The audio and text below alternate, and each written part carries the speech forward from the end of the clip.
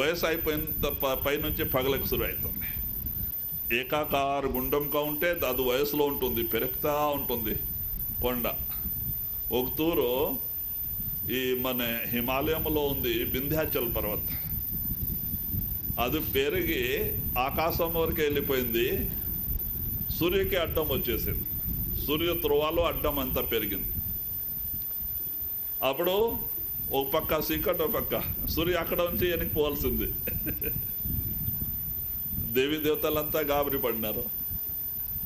బ్రహ్మ విష్ణు మహేశ్వరికి చెప్పినారో వాళ్ళు మనసాత అయ్యలేదప్ప. ఎందుకో ఆయన తపస్వి, వింధ్యాచల్ ఆయన తపస్వి, రిషి శ్రాపం నుంచి కొండ అయినారు. మాటిన వాళ్ళు కాదు, పెరిగిపోయినా. అప్పుడు వీళ్ళందరూ సేరి విచారం చేసి అగస్త్య ఋషి ఉన్నారో ఆయన తపస్యలు చాలా ముందుకు పోయినారో ఆయన మాట వింటుంది, ఇంకా వేరే వాళ్ళ మాట ఎవరు తినలేదా, బ్రహ్మ విష్ణు మాట తినలే. అప్పుడు 33 కోటి దేవి దేవతలు బ్రహ్మ విష్ణు మహేశ్వరు అందరూ సేరి అగస్త్య ఋషి దగ్గర పోయినారు. వాళ్ళకి నమస్కారం చేసి, స్వామి ఈ వింధ్యాచల్ పర్వత సూర్యకి అడ్డం వచ్చేసినారు, మరి సూర్య అక్కడ నుంచి ఎనికిపోతున్నారో, ఇక్కడ సూర్య లేకపోతే ఇంకో పంట పలహారం మరి ఎట్లాగొస్తుంది, ఎండ లేకపోతే పంట పలహారం ఎట్లాగొస్తుంది, చాలా వినాశ వ్యాధి ఎక్కువ పెరుగుతుంది.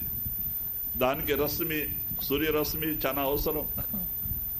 మరి లాస్ట్కే అందరూ చేరిపోయి ఆయనకి ప్రార్థన చేసుకున్నారు, స్వామి మంచి ఈ కార్యం అందరూ ప్రజా కొరకే మీరు సహాయం చేయాలంటే ఆయన లేసి వచ్చినారు. అగస్త్య ఋషి పోయినారు. అక్కడ పోతానే అది ఏం చేసింది, మహానుభావు వచ్చినారు, దండవత్ నమస్కారం వంగింది. ఈయన అంటున్నారు, ఏమయ్యా నువ్వు ఇంత పెద్దగా ఇంత పై వరకే ఉంటే నేను దక్షిణానికి పోయేది ఉంది, నేను ఎట్లాగా పోవాలా, నేను అక్కడ పోయి వచ్చేవరకు నీవు ఇట్లా ఉండప్పా అంట చెప్పి వెళ్ళిపోయినారు. పోయి దక్షిణంలో పోయి అక్కడ ఒక గవి ఉంది పెద్దగా, మేము పోతుంటాము కుమట. అజ్ఞాసిని నది, అగస్త్య ఋషి నుంచి అజ్ఞాసిని నది పడింది. అఘనాశిని అంటే పాప నాశిని. ఆడపై ధ్యానంలో కూర్చున్నారు. అదో ఇక్కడ సముద్రం నుంచి అక్కడ నది వరకు 1 కిలోమీటర్ కొండ చాలా పెద్దది ఉంది. అక్కడ నుంచి ఇక్కడ వరకు గవి ఉంది. అగస్త్య ఋషి దాంట్లో ధ్యానం చేసిండే. దానికి ఆ నది పేరే అఘనాశిని ಅಂತ పడింది, అజ్ఞాసిని అంటారు. అక్కడ పై ధ్యానంలో కూర్చున్నారు. మరి రాలేదు ఇక్కడ. ఇది పండుకొనిందట్లే ఉంది, లేలే.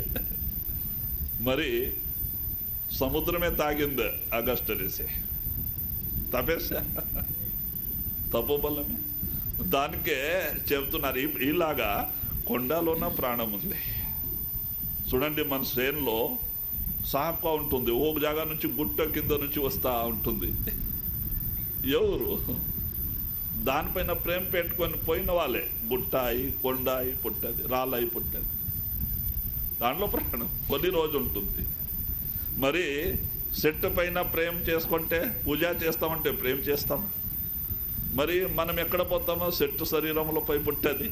మనం కింద నుంచి మానవ శరీరం వచ్చింటే ఇంకో ముందే పోయే తెడిచిపెట్టి మరి కింద కోరుతున్నాం తెలియక. ఆ కాలు పురుషు ఈ మన జీవికి మోసం చేసే కోరిక ఇవన్నీ తయారు చేసినారు కర్మకాండాలు. దానికి మహాత్ములు అంటారు, ఇలాగా జీవి మోసం అయిపోతుంది. సంత మహాత్ములు వచ్చి జాగ్రత్త చేస్తారు, మీరు నామరూపం కాండి, గురు రూపం కాండి, మీ ఊరికే మీరు పదండి, సత్లోక సచ్ఖండానికి పడండి. ఈ ఊరు మీ ఊరు కాదు, ఇది కాలు మరి మాయా ఊరు ఉంది. ఈ ఊరు ఈ లోకములో ఇంతవరకే ఎవరికి సుఖ మరి శాంతి దొరకలే, ఎప్పుడు దొరకలే. जड़ चेतन ग्रंथि बधे थोता करे विचार सुरति शब्द की राह को करे न अंगीकार. దాని కొరకే అదే మరి చెప్తున్నారు, జీవి జడ చేతన ఈ భక్తిలో పడిపోయింది.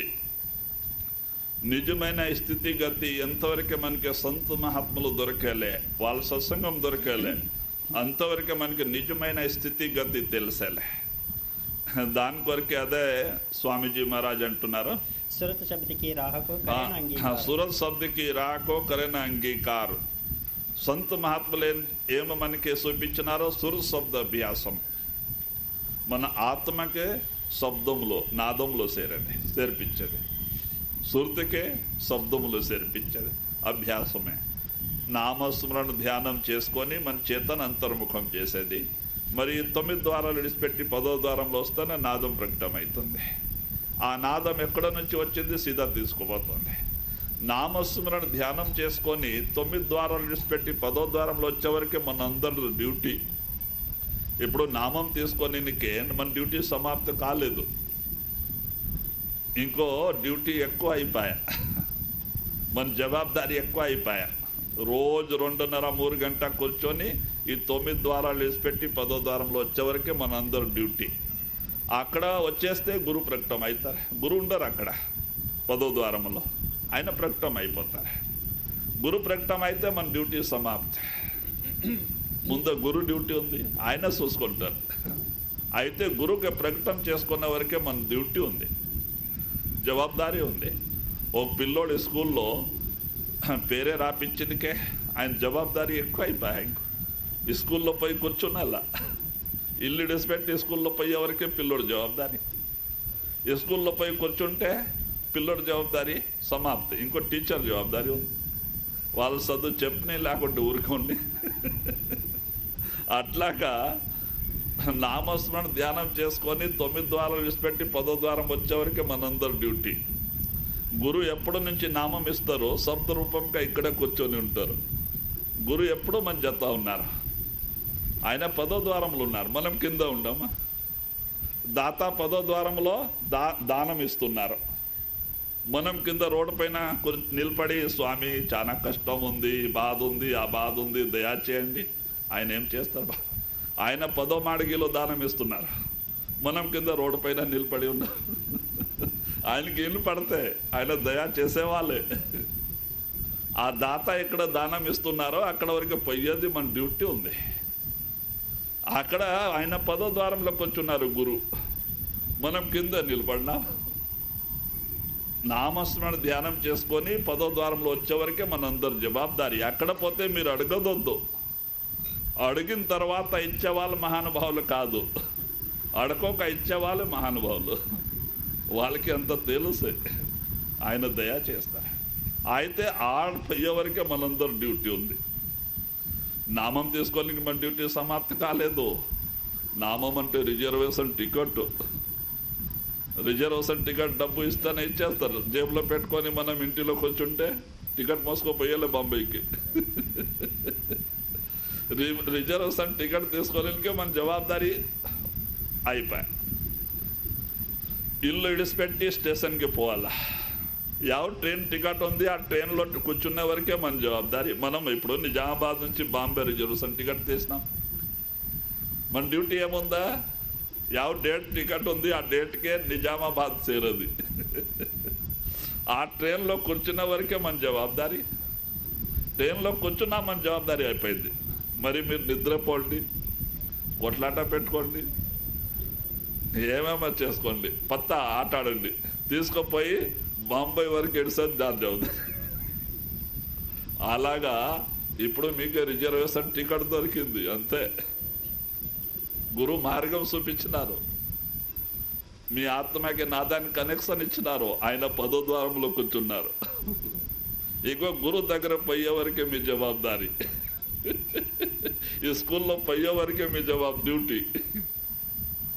ముందే గురు డ్యూటీ ఉంది. మనం ఏమనుకుంటాం, నామం అయింది అయిపోయాయి, ఇంకో సత్లోకానికి పోతాం. ఎట్లా పోతాం, రిజర్వేషన్ టికెట్ జేబులో వచ్చింది, బొంబాయికి పోతామంటే ఎట్లా పోతాం మరి. ఇంటిలో కూర్చుంటే మనతో పరుగు ఉంది.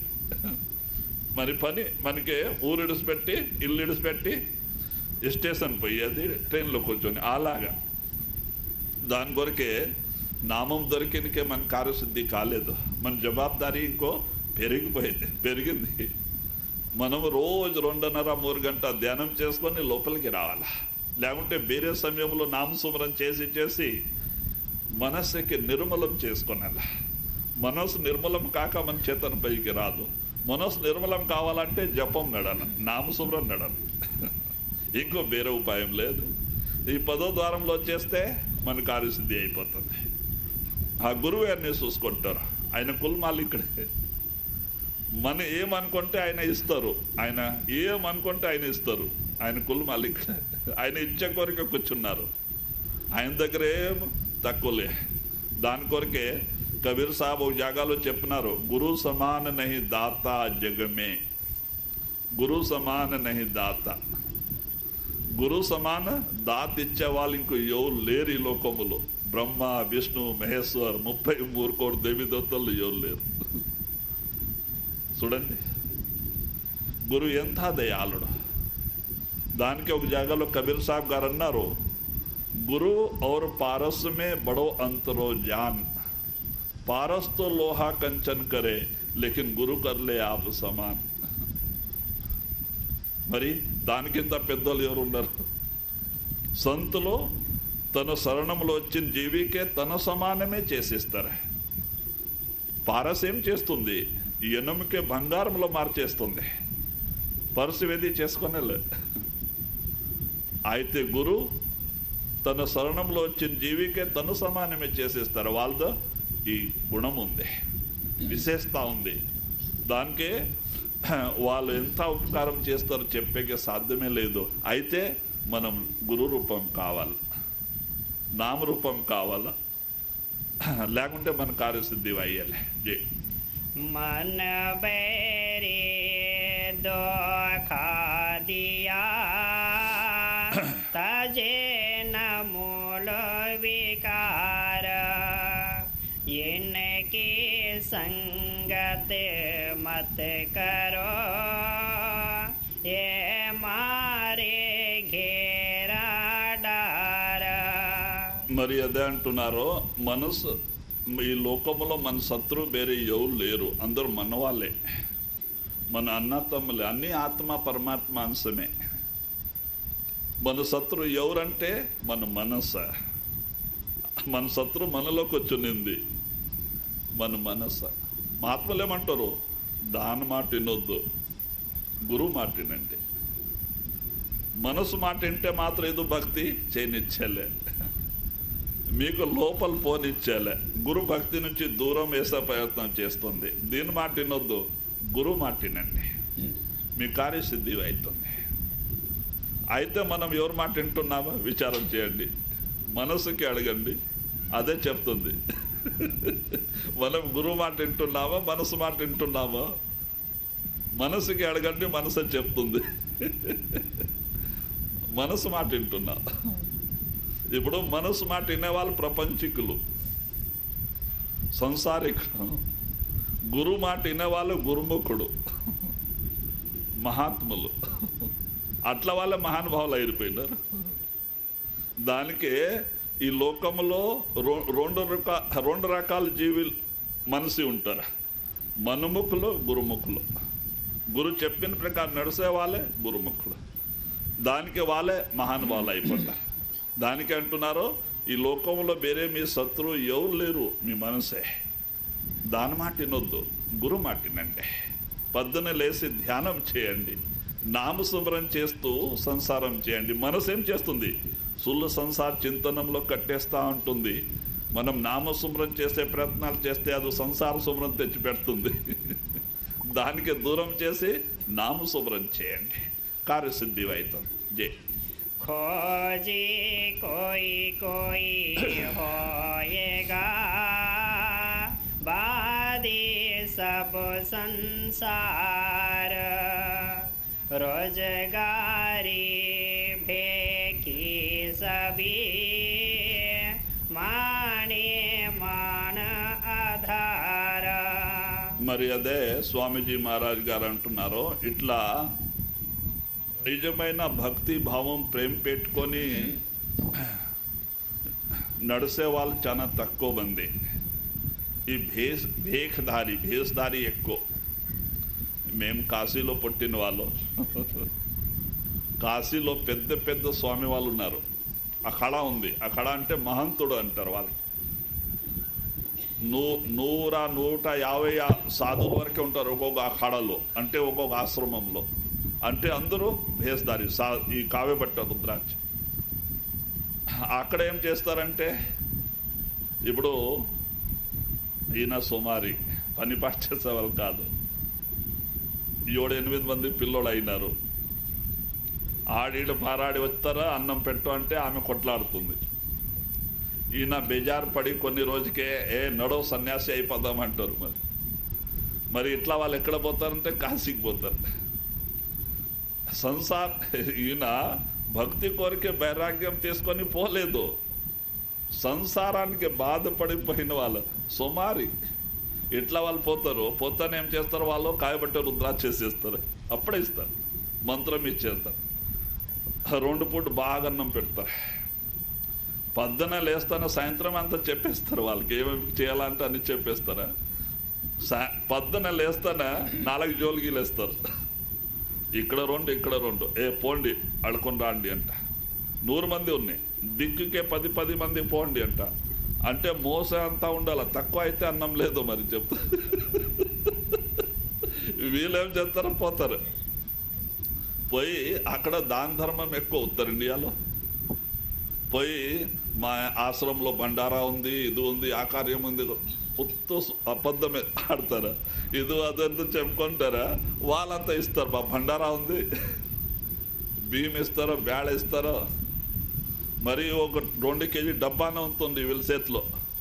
నెయ్యి ఒక్కొక్క గంటి పోస్తారు.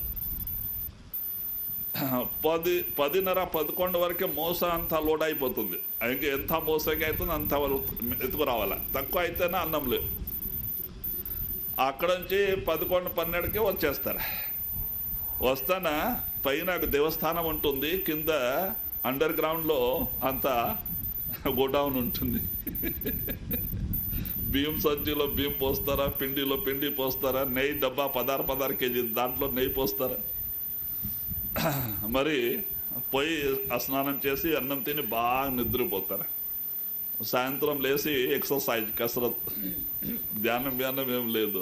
పొద్దున మరి అదే పని, అబద్ధాలు ఆడుకొని మరి ఇట్లా సాధువు చూడండి. ఎందుకో భక్తి కొరికే త్యాగం చేసుకోలే, యావ సంసార బాధ కొరికి పోయిన వాళ్ళే. భక్తి కొరికే పోయిన వాళ్ళు ఈ పని ఎప్పటికీ పట్టాలి, ప్రాణం పోతేనే పట్టాలి. వాళ్ళు నిజమైన సిద్ధాంత మార్గంలో నడుస్తారు. పరమాత్మ శోధనములో వాళ్ళు అట్లా వాళ్ళు ఇది చేస్తారు, భక్తి మార్గంలో నడుస్తారు. దాని కొరికే అలాగా ఉంటుంది. భేఖలో ఎట్లా దాని కొరికే అంటున్నారు కి భేఖి ఎక్కువ మంది ఉత్తర ఇండియాలో దాన ధర్మం ఎక్కువ నదిలు ఉంది. మనట్లా వాళ్ళు ఇక్కడ నుంచి పోతూ ఉంటారా, దాన ధర్మం చేస్తారా, వాళ్ళకి నడుస్తూ ఉంటుంది జీవనం. మరి ఇట్లాగా తన ఆయుసు పాకొట్టుకుంటారు. భక్తి ఉండాలి. జై राधा स्वामी गाइया इनसे रहो होशियार, संत शरण दृढ़ कर गहो, काल बड़ा भरे यार. మరి స్వామీజీ మహారాజ్ అన్ని చెప్పి మరి ఏమంటున్నారో దాని కొరకే వీళ్ళ నుంచి మీరు జాగ్రత్త ఉండండి. భేస్దారి సాధువులు ఎందుకో వాళ్ళ జీవనంలో మోసం చేసుకున్నారు, మీ జీవనంలో మోసం చేసేస్తారు. దానికే వీళ్ళ నుంచి మీరు జాగ్రత్తగా ఉండండి. ఎందుకో కాలు చాలా పెద్దవాళ్ళు, కాలుకే బ్రహ్మ విష్ణు మహేశ్వరుని భయం పడతారు. అంటే కాలు చాలా జబర్దస్త్ తాకత్ ఉంది, అది ఎవరికి ఎడిసలే. దాని కొరకే రాధాస్వామి గాయ ఇనసే రహో హోసియార్, మీరు జాగ్రత్త ఉండండి. నామస్మరణ చేయండి, సుర్త శబ్ద అభ్యాసం చేయండి, మీలో మీరు రాండి. మీ జ్ఞానచక్షు తెరస్తానే మీ సంశయాలు డౌట్ అన్ని వెళ్ళిపోతుంది. నిజమైన స్థితిగతి మీ లోపల మీకు తెలిసిపోతుంది. బయట ఎక్కడన్నా పోతే ఏం లేదు, అంతా అబద్ధమే, నక్కలుంది. మీలో అస్సలు ఉంది. మీరు సురత శబ్ద అభ్యాసం చేసుకొని లోపలికి రండి, మీ అన్ని డౌట్స్ పోతుంది, మరి ఆశా తృష్ణను వెళ్ళిపోతుంది. మీకు నిజమైన సుఖ మరియు శాంతి లోపలే దొరికిపోతుంది. ఇంకో బయట యా వస్తువులో శాంతి లేవు. జీ सूरत न पावे शब्द रस,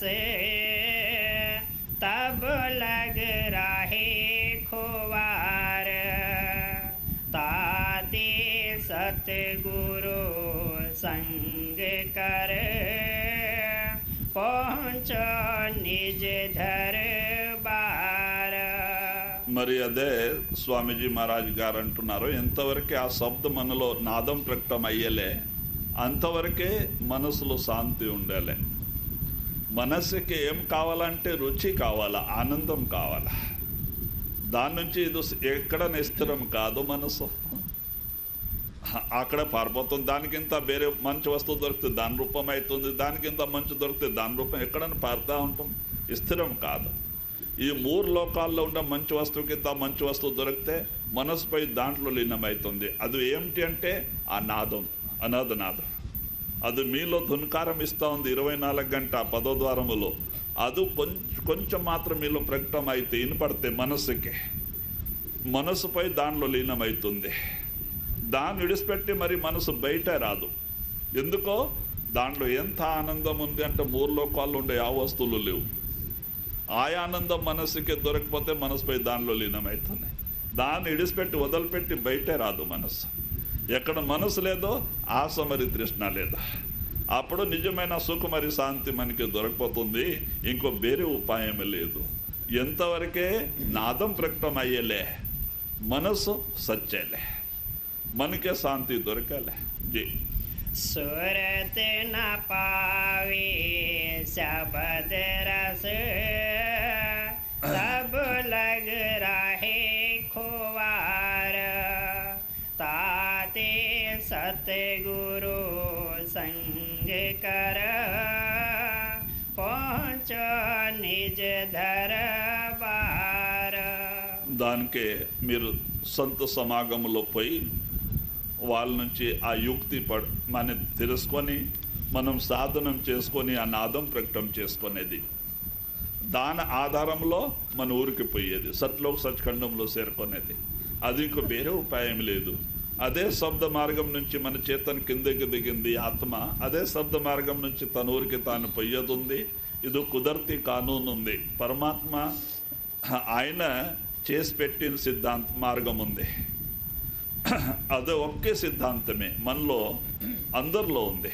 పరమాత్మ తయారు చేసిన సిద్ధాంతాలు అదే మార్గం నుంచి తన ఊరికి పోయి చేరుకునేది ఉంది. దాని కొరకే సద్గురు కృప వలన ఈ కార్యసిద్ధి అవుతుంది. ఇంకో వేరే ఉపాయం లేదు. ఎన్ని కర్మకాండాలు చేస్తే లేవు, కాశీ హరిద్వారానికి పోతే లేవు, అడవిలో పోయి కూర్చొని తపస్య చేసుకుంటేనే సాధ్యం లేదు. రిద్ధి సిద్ధి దొరుకుతుంది, మనసులో అహంకారం పెరుగుతుంది, శాంతి ఉండేలే. శాంతి నాదములో ఉంది, సత్లోక సత్ఖండంలో ఉంది. ఎంతవరకు సద్గురు దొరికేలే, వాళ్ళ కృప వలన మన చేతన సత్లోక సత్ఖండంలో పోయి చేరలే, ముక్తి సిద్ధాంతమే సిద్ధమయ్యేలే. దాని కొరకే అంటున్నారో గురువుకి శరణములో పోండి. వాళ్ళు చెప్పిన ప్రకారం సాధన చేసుకొని నాదానికి ప్రకటన చేసుకోండి, మీ కార్యసిద్ధి అవుతుంది. అంతవరకే మీ డ్యూటీ, ముందే గురు డ్యూటీ ఉంది. దాని కొరకే అదే స్వామీజీ మహారాజ్ గారు చెప్తున్నారు, ताते सतगुरु संग कर, पहुँचो निज दरबार। పहुँचो నిజ దర్బార్. మీ ఊరికి పోయి చేరుకోండి. ఎక్కడ నుంచి మీరు వచ్చింది అక్కడ పోయి చేరుకోండి. మీరు శరీరాలు కాదు, ఇది బాడిగిల్లో, మీరు ఆత్మలో. ఆ పరమాత్మ ఉండే ఊరే మీ ఊరు. మీ ఊరికి మీరు పదండి. ఈ ఊర్లో ఇంతవరకు ఎవరికి సుఖ మరి శాంతి దొరకలే, ఇప్పుడు దొరకలే. నిజమైన సుఖ మరి శాంతి మీ ఊర్లో ఉంది. ఎక్కడ పోయి ఆత్మ పరమాత్మ అయిపోతుంది. ఆత్మకి ಯಾವ శరీరమే లేదు. నాదో ప్రకాశ రూపం ఉంది, శబ్ద మరి ప్రకాశ రూపం ఉంది ఆత్మ. అట్లా ఆత్మ ఇక్కడ జీవాత్మ అయి బాధపడుతుంది. దానికి మహాత్ములు అంటారు, మీరు సంత సమాగంలో పోయి వాళ్ళు చెప్పిన ప్రకారం నాదానికి అంతరంలో ప్రకటన చేసుకొని మీ ఊరికే చేరుకోండి. ఇంకో వేరే ఉపాయం లే. ఏడు ताते सतगुरु संग कर पहुँचो निज दरबार। राधा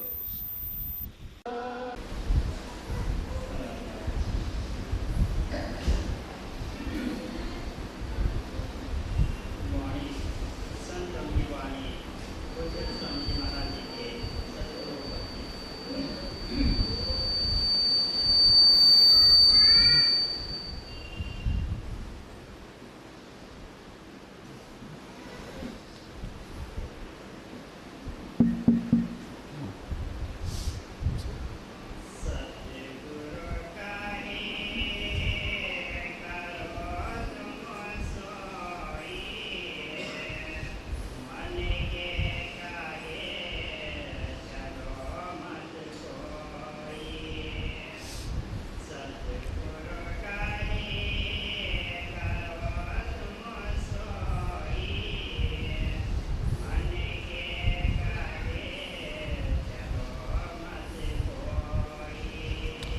పరమ సంత్ సద్గురు స్వామీజీ మహారాజు గారి వాక్యం. ఇప్పుడు ఈ శరీరములో గురువు ఉన్నారు, ఆత్మ ఉంది, శుభద్ ఉంది, పరమాత్మ ఉన్నారు. అయితే ఇప్పుడు ఆత్మ మనస్సు ఆధీనంలో పడిపోయింది. మనస్సు ఇంద్రియాకి గులాం అయిపోయింది, ఉల్టా అయిపోయింది. ఏం కావాల్సింది? ఆత్మ స్వాధీనంలో మనస్సు ఉండాల్సింది, మన స్వాధీనంలో ఇంద్రియాలు ఉండాల్సింది. అయితే ఉల్టా అయిపోయింది. మన స్వాధీనంలో ఆత్మ అయిపోయింది, మరి ఇంద్రియాల స్వాధీనంలో మనస్సు పడిపోయింది. దాని నుంచి ఇప్పుడు ఈ జీవి ఈ లోకములో కష్టాలు నష్టాలకే పాల్పడుతూ ఉంది. ఏం కావాల్సింది? ఆత్మ స్వాధీనంలో మనసు ఉండాల్సింది, మన స్వాధీనంలో ఇంద్రియాలు. దాని కొరకే ఇప్పుడు మహాత్ములు ఏం చెప్తారో చూడండి. మనం ఎన్ని సంవత్సరాల నుంచి సంత సమాగములో మహాత్ముల శరణములో పోతున్నాం, సత్సంగం వింటున్నాం. అయితే ఎవరు మాట వింటున్నాం? గురు మాట వింటున్నాము, మనసు మాట వింటున్నాము. మరి మనసు మాట వింటున్నాం, మనసు చెప్పిన ప్రకారం నడుస్తున్నాం. దానికే మహాత్ములు ఏమంటారు చూడండి, లోకములో మీ శత్రువు వేరే ఎవరు లేరు. మీ శత్రువు మీలో కూర్చునింది. అందరూ మనవాళ్ళే, మన అన్నతమ్ములే. అన్ని ఆత్మ పరమాత్మ అంశమే. మరి మన శత్రువు ఎవరు? మన మనస్సు. మన లోపలే కూర్చునింది. దాని మాట వినొద్దు, గురువు మాట వినండి, మీ కార్యసిద్ధి అవుతుంది. ఎందుకంటే ఈ మనసు నిరంజన అంశ ఉంది. ఇది ఎప్పుడున్నా మనకి భక్తి నుంచి దూరం చేయాలంటే ప్రయత్నం చేస్తూ ఉంటుంది. మనం భక్తి మార్గంలో నడిచే ప్రయత్నాలు చేస్తే మనసు భక్తి నుంచి దూరం చేయాలంటే ప్రయత్నాలు చేస్తూ ఉంటుంది. మనం నామ సుమరం చేసే ప్రయత్నాలు చేస్తే సంసార సుమరం తెచ్చి లోపల పెడతా ఉంటుంది మనస్సు. దానికి ఎందుకో దీని మాలిక్ దీనికి హుకుం ఉంది, ఈ ఆత్మ మన కంపౌండ్ నుంచి కడగాకే పోకూడదు అంట. దానికే మనసు పూర్తి ప్రయత్నం చేస్తూ ఉంటుంది. ఈయన భక్తి చేయకూడదు, లోపలికి పోకూడదు. దానికే స్వామీజీ మహారాజా దీనిపైన ఓ బాణీ రాసినారు కి మీరు మనసు మాట వినొద్దు, గురువు మాట వినండి. గురువు ఏం చెప్తారో మీరు సంసారంలో ఉండండి, మీ కార్యాలు మీరు చేసుకోండి, మీకు డ్యూటీ ఉంది, ఇచ్చ తీసుకున్న 2 సంబంధాలు ఉంది, చేసుకోండి. అయితేనా నామరూపమై గురు రూపమై 2-2.5 గంట రోజు నామసుమరం ధ్యానం చేస్తూ సంసారం చేయండి ఇంత మహాత్ములు చెప్తారు. అయితే మనసు చేయనిచ్చేలే. మనసు ఎప్పుడు ఈ సుల్లు సంసార చింతనములో, అబద్ధం సంసార చింతనములో మనసు ఎప్పుడుకి మనకి అదే రూపం చేసి ఉంటుంది. దానికే ఈ మనస్సు పని అంతే. ఈయన భక్తి చేసుకొని లోపల పోకూడదంటే దాని ప్రయత్నం. దానికే మహాత్ములు ఏమంటారు, మీరు గురువు మాట వింటే కార్యసిద్ధి అవుతుంది. మనకి ఇల్లు వాక్కలు ఇడిసిపెట్టే పనిలే, కాయబట్టి రుద్రాక్ష బేకులే, అన్నాహారం త్యజిసే పని. మహాత్ములు ఏమంటారు, సంసారంలో మీ కార్యాలు మీరు చేసుకోండి. అయితే నామరూపమై మనము ఈ సంసార రూపమై కార్యం చేస్తున్నాం, దానికే కష్టాలు నష్టాలకి పాల్పడుతున్నాం. అదే నామరూపమై సంసారం చేస్తే మనకి గురువు సహాయం దొరుకుతుంది, మన కార్యసిద్ధి అవుతుంది. చూడండి, నామసుమరం చేసిన వాళ్ళే మహానుభావులు అయినారు. మీరా, రవిదాస్, కబీర్, బ్రహ్మయ్య, సిద్ధయ్య. ఎవరు నామసుమరం చేసినారో వాళ్ళ ఆత్మ అమరమైపోయింది, వాళ్ళ పేరే అమరమైపోయింది. దానికి నామసుమరం చేసినకి అదే మహాత్ములు చెప్పేది.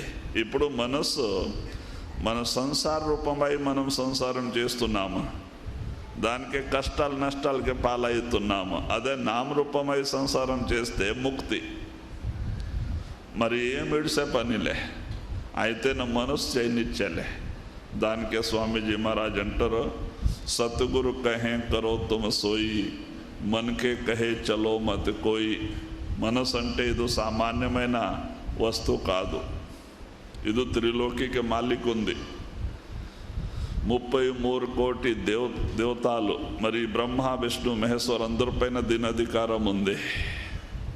అది మనసు అధికారం ఉంది, ఇది సామాన్యమైన వస్తువు కాదు. దానికి అంటున్నారు, ఇప్పుడు ఇదే మనకి శత్రు, వేరే ఎవరు మన శత్రు కాదు ఈ లోకంలో, అందరు మన వాళ్ళే. మన శత్రు మన లోపలే కూర్చునింది. ఆ మనస్సుకి నామంలో సరిపియాల. ఇప్పుడు మనస్సు సంసార రూపమైంది, ఆ మనస్సుకి నామరూపం చేయాల. అన్నం తినేప్పుడు నామసుమరన్, త్రోవ నడిసేప్పుడు నామసుమరన్, పని పాటలు ఉండేప్పుడు నామసుమరన్ అలవాటు చేసుకుంటే అయిపోయా. సహజంలో కార్యసిద్ధి, మనకి ఎక్కడ పోయే పనిలే. అంతే మహాత్ములు చెప్పేది. దానికి అదే అంటున్నారు, మీరు గురువు మాటినండి, సుఖ మరియు శాంతి దొరుకుతుంది, ఈ ఆత్మ ముక్త అవుతుంది. జీ